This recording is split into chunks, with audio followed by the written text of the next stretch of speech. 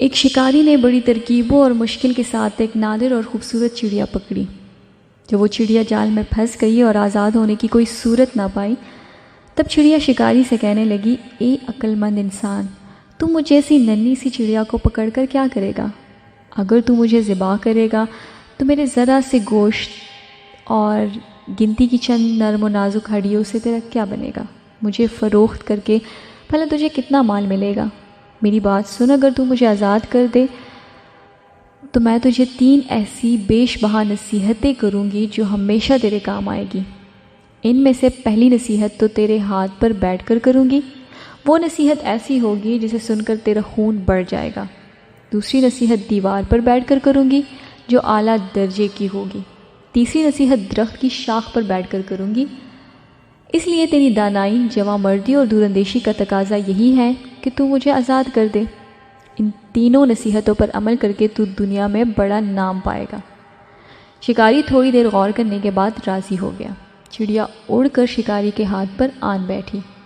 پہلی نصیحت یہ ہے کہ ناممکن بات خواہ کیسا ہی شخص کہیں، اس پر یقین نہ کر۔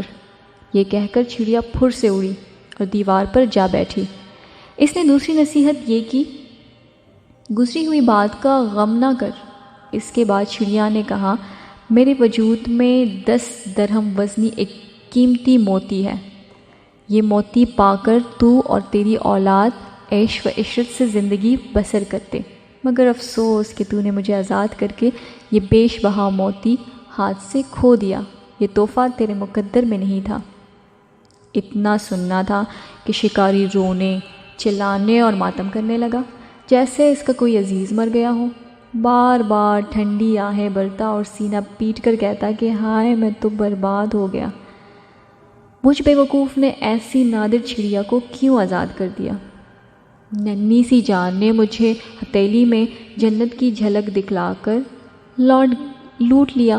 شکاری جب رود ہو چکا تب چڑیا نے کہا، اے بے وقوف، میں نے پہلے ہی تجھے نصیحت کر دی تھی کہ گزری ہوئی بات کا غم نہیں کرنا چاہیے۔ جب یہ بات ہو گئی تو افسوس کس کام کا؟ دوسرا چڑیا نے کہا، ارے نادان، تو نے میری پہلی بار غور سے نہیں سنی تھی؟ میں نے کہا تھا کہ ناممکن بات کا ہرگز یقین نہیں کرنا چاہیے، خواہ وہ کیسی ہی کیوں نہ ہو۔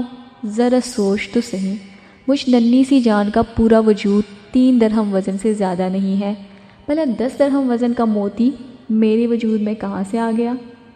یہ بات سن کر شکاری رونا دھونا بھول گیا، حیرت سے چڑیا کو تکنے لگا اور کہنے لگا، بے شک تو ٹھیک کہتی ہے۔ پھر شکاری کہنے لگا، اے نازک بدن چڑیا، مہربانی کر کے وہ تیسری نصیحت بھی کرتی جا۔ چڑیا نے کہا، ارے بھائی، تو نے میری 2 نصیحتوں پر کون سا عمل کیا جو تیسری نصیحت بھی مجھ سے سننا چاہتا ہے؟ وہ قیمتی نصیحت تجھ جیسے بے مغز انسان کے لیے نہیں ہے۔ درس حیات: ہر دماغ اور جاہل کو کوئی نصیحت کرنا ایسا ہے جیسے بنجر زمین میں بیج ڈالنا۔